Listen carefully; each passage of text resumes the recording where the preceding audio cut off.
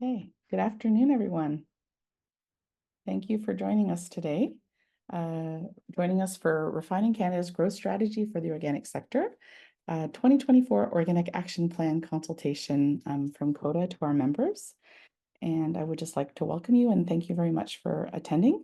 Today's session will be recorded, so we'll go from there. So hopefully that's okay. And I will start off then. I'm Maylene Bosch. I'm the Government Relations and Regulatory Affairs Manager here at CODA and responsible for many of the things that we're doing in terms of advocacy and leading our charge in terms of the Organic Action Plan from CODA. Just start with a land acknowledgement. So CODA acknowledges that our office is located in Ottawa and on the unsurrendered territory of the Anishinaabe Algonquin Nation, whose presence here reaches back to time immemorial. So I just want to acknowledge again, the work that I'll be presenting is some background from the three national organic organizations, CODA, OFC, and COG, and we've been working together on this organic action plan. And we will be going out separately to our members to get a little bit more feedback. That's really the purpose of today's meeting or webinar is really to give you an update of what we've done since last August when we first launched this and to solicit more of your feedback. So today's presentation will actually be having a couple of parts to it. So the first one will be to give you a framing or a background of what we've had so far, where we're at in terms of what we've done and what we're looking for moving forward to get to the next steps. And then the last part, hopefully the bulk of it, will just be exchange and sharing session where we could have some additional conversations around what you would like to see in the Organic Action Plan. So first I wanted to talk about today's presentation will focus on the Organic Action Plan, but the reality is what we're doing is really just part of a bigger initiative as we promote and grow organic in Canada. It's really something that all of us have roles to play in. So the national organizations, the provisional organizations with what our objectives are and what we do in terms of advocacy, supports that we offer to different operators and organic businesses, those kind of things. But we also have many meetings, many of us, partnerships to amplify and spread the good news around organic. We have CODA's Parliament Day. Hope that many of you will be able to join us on that one. That'll be a time where we'll be able to take all of the information that we have and really go and bring this message to the elected officials and advocate for change. There's a federal budget submission timeline that we're working on right now. We'll be submitting that in the next month or two, and your feedback will be supporting what we present. There's a number of consultations and committees that we're on with government. So CODA sits on agile regulations, talking about what's required for that. Some consumer work. There's different other organizations that COG, for example, sits on the Sustainable Agriculture Strategy Advisory Council. Number of different things. We have advocacy meetings all throughout the year with different government officials, but also elected officials. And of course, there's the everyday promotion that you all do to support this effort, through social media, through what you're doing, and all the conversations and exchanges that you have with us. So again, going back to the Organic Action Plan, this is just one part of it. So the Organic Action Plan, where we are to date.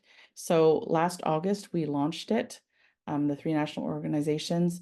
We saw that there was a need and an opportunity to take advantage of some objectives that the government has and what organic can do in order to meet those objectives of multiple departments. We actually had a survey that came out of, we did a similar webinar as this one, and we got feedback from many of you. The survey, one of the key questions we had was, how many of you think an organic action plan is necessary? And 95% of the respondents agreed that there is definite need for an organic action plan to really mobilize the sector and advocate for really significant growth. We've also had a number of discussions with different government officials in the staff, with AFC, with Environment Climate Change Canada, etc., as well as with a number of different MPs and senators to talk about organic and what was needed and their thoughts around it as well.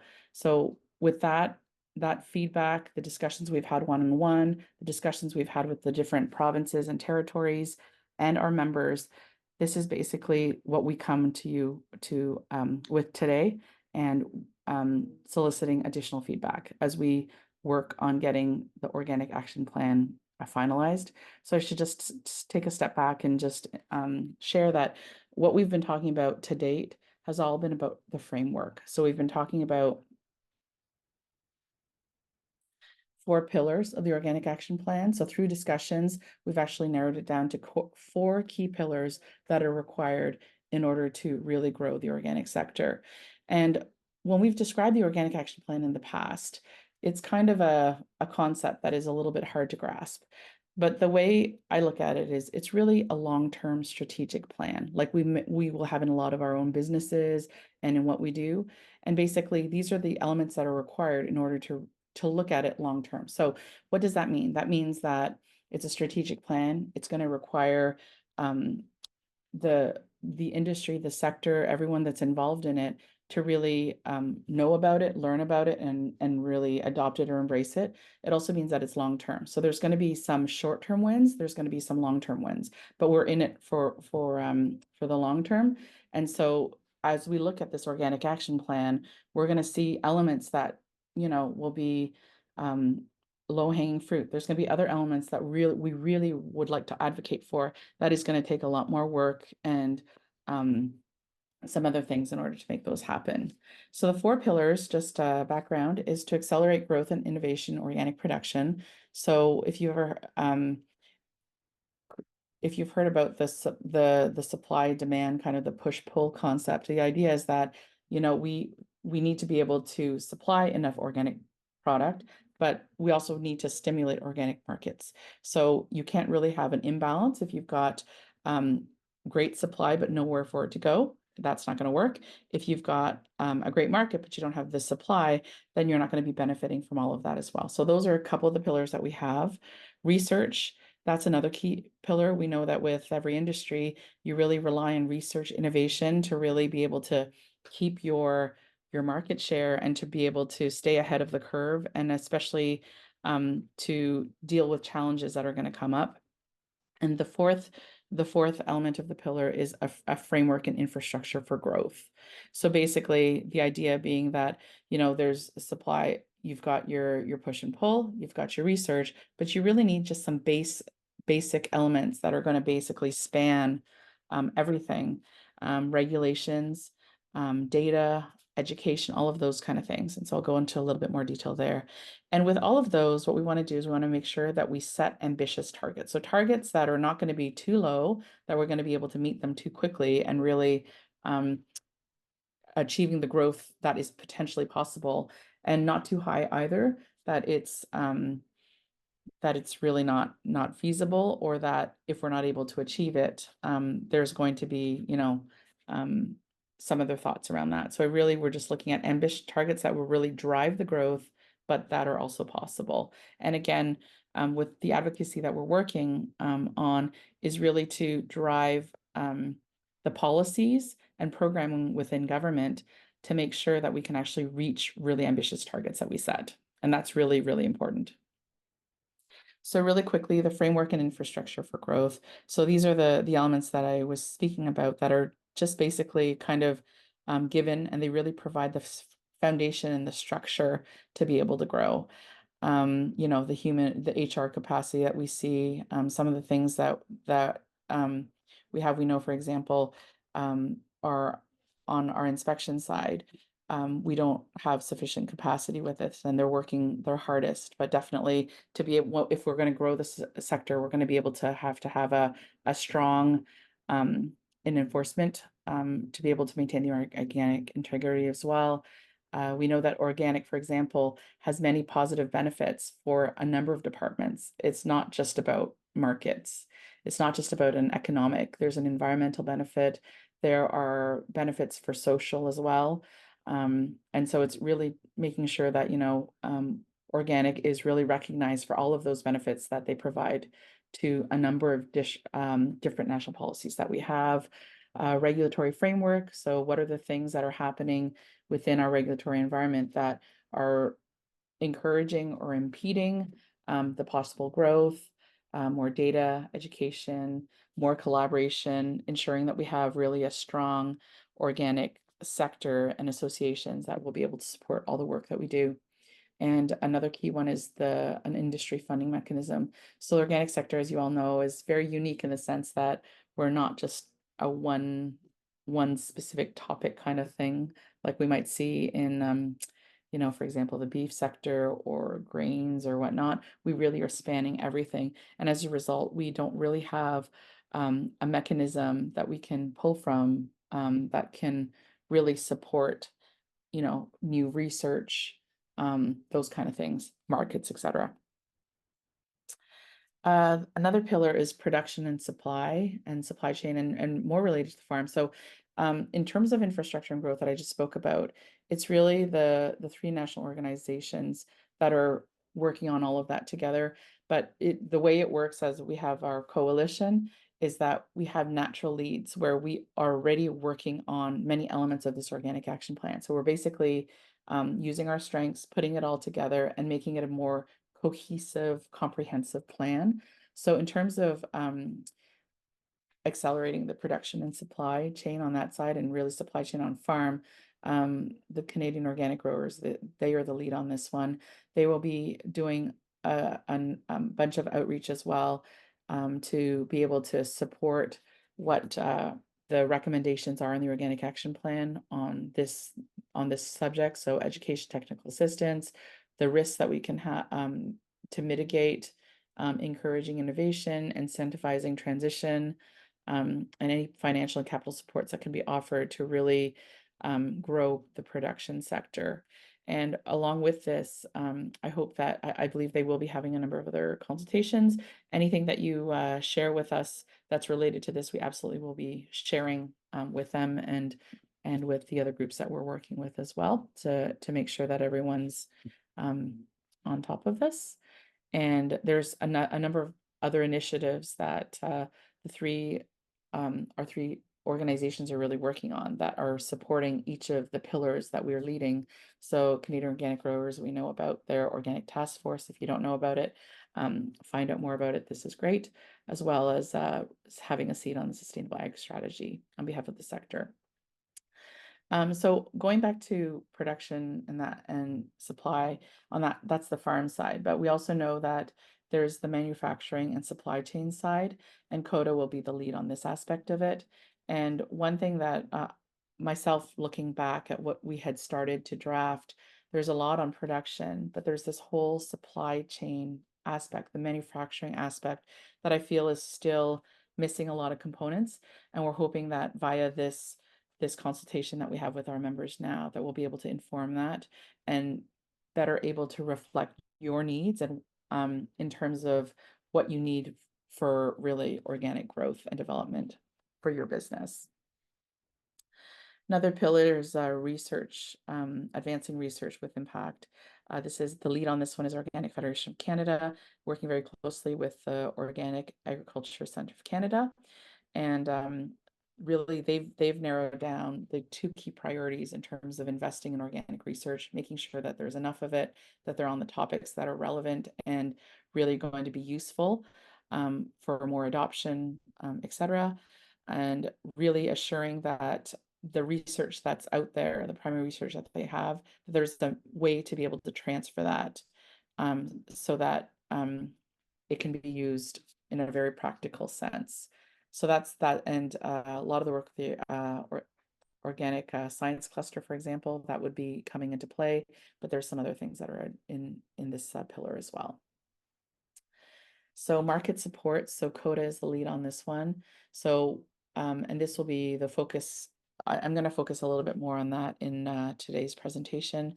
So basically looking at developing partnerships with retail actors to accelerate organic sales. What can we do? Supporting our supply chain and our product development, market access for small producers as well as larger ones. And a big part as well is raising consumer awareness. We know that there are definitely trends for it, but there's a lot more potential for organic in the marketplace as well. So that consumers also understand what organic actually delivers, especially with the influx of so many other claims that are out there. Strengthening public procurement of organic products. So we know there's been a $1 billion announcement over 5 years recently from the federal government to the National School Food Program. So those are kind of examples of public procurement where you can really make an impact and ensure that there is a steady supply of organic products. Supporting collaboration on organic export promotion, so working with government and our trade commissioners, et cetera, to really showcase Canadian organic product as best as we can, and establishing funding mechanisms for market development activities. And so again, we see this, for example, in our agri-marketing. Many of you are able to take advantage of this in terms of, samples, trade shows, those kind of promotional activities that you have to be able to do that. And so we have some of that now. And I think even as we go through this, we're seeing more and more other countries, in Europe, US, for example, where they've really clearly identified the huge potential of organic, the value it can provide in, economic, social, environmental, and they've basically invested in organic in many of the different pillars. And so that's one of the things that we're trying to develop here in Canada. And so I'll just quickly go through the timeline we've had so far. So if you've been following this closely, and I saw from the survey from those that was the question asked before while you're registering, some of you are aware of what's going on in terms of what it is. Some of you are very, very knowledgeable about what the key pillars are, what they mean, and what the importance of this whole organic action plan is to our sector. And so last year, our focus of our work was really on developing the framework, just having that public consultation, starting to tell people about it. And it's with the sector, but also with policymakers and with staff.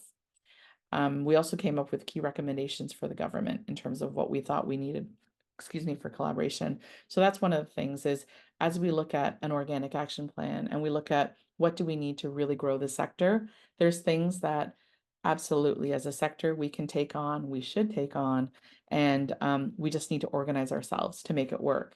There's also other things that we really need government to really come in and partner with us or assist us to be able to get the best that we can out of the benefits and the possibilities and the potential of organic. So that was really the basis of last year. It's really laying the groundwork.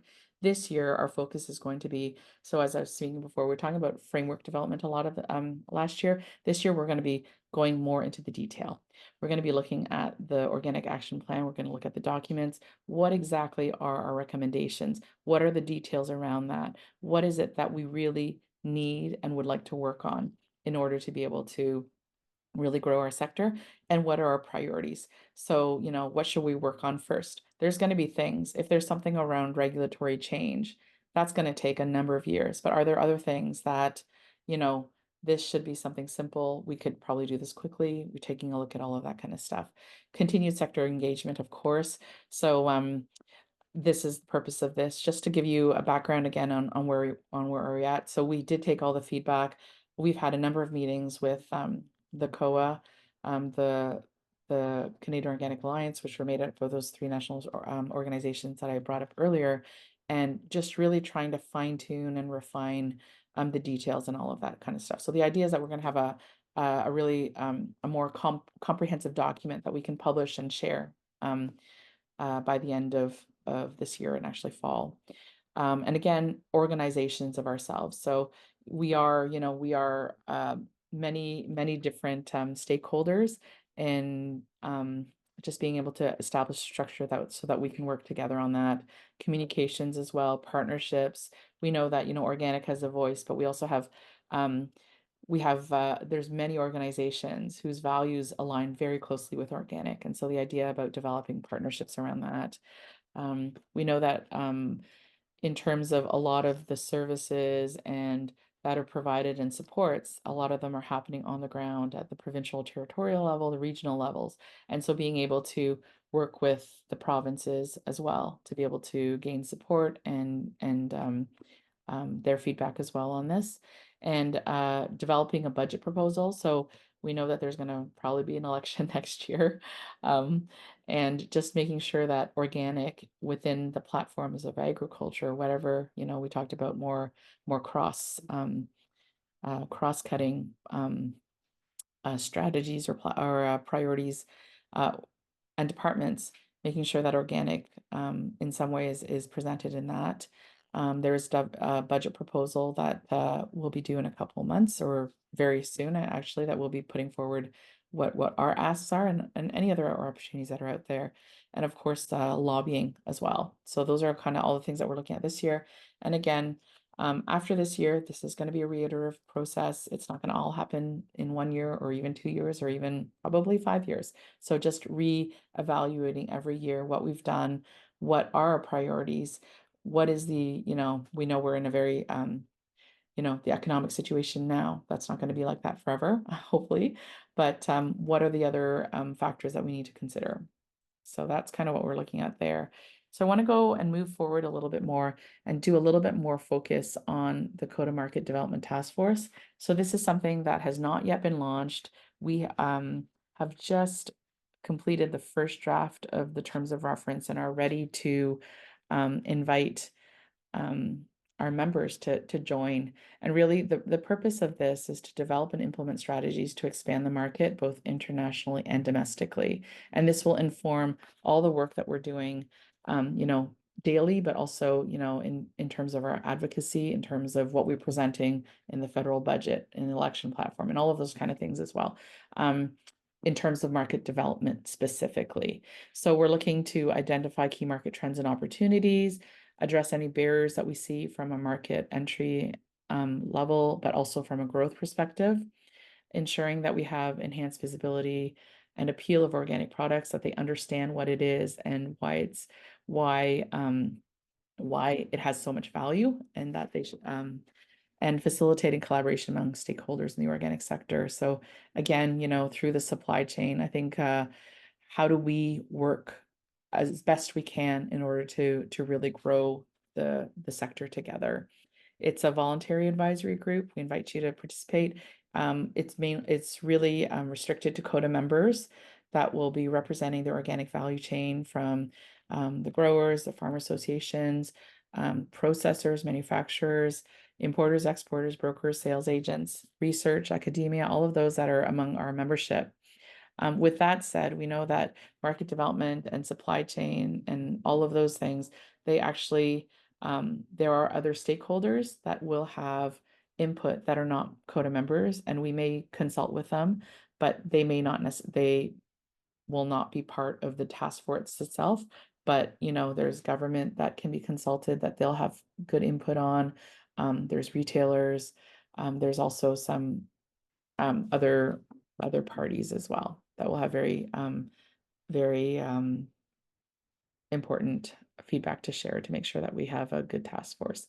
So if you are interested in really this side about how do we cover the markets, please reach out.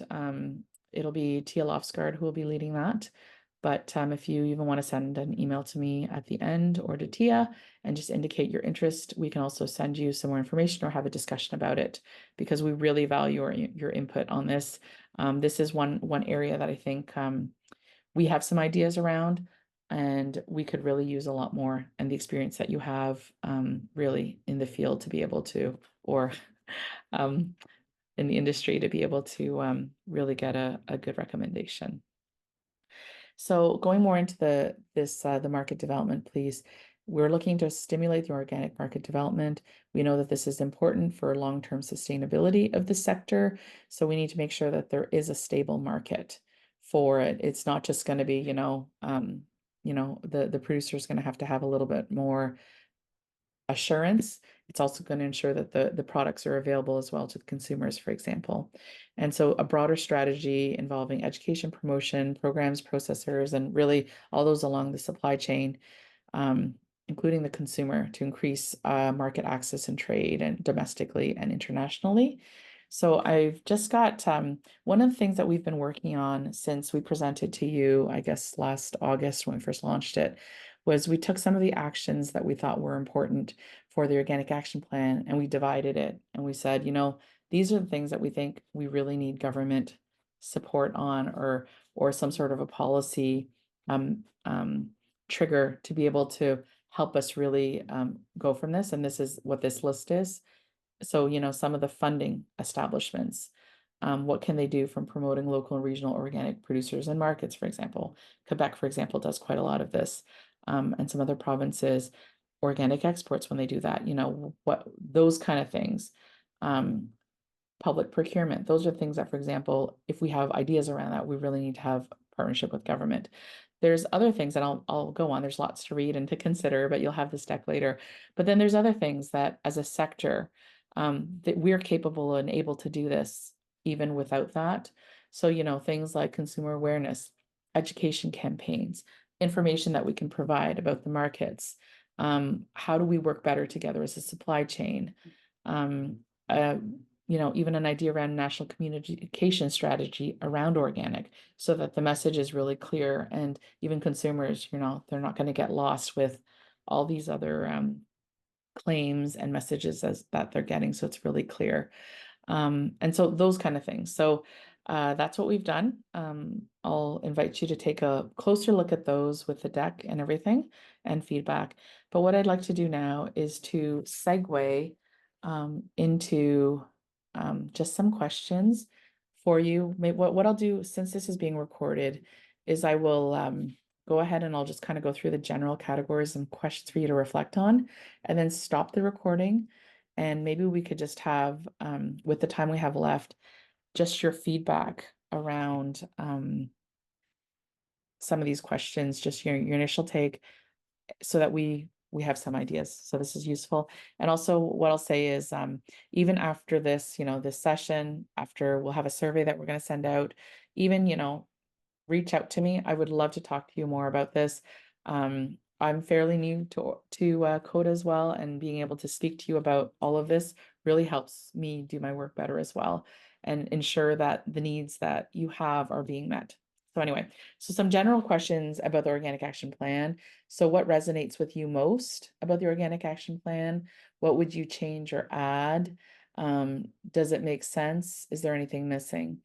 What is needed most to support the growth of organic in Canada?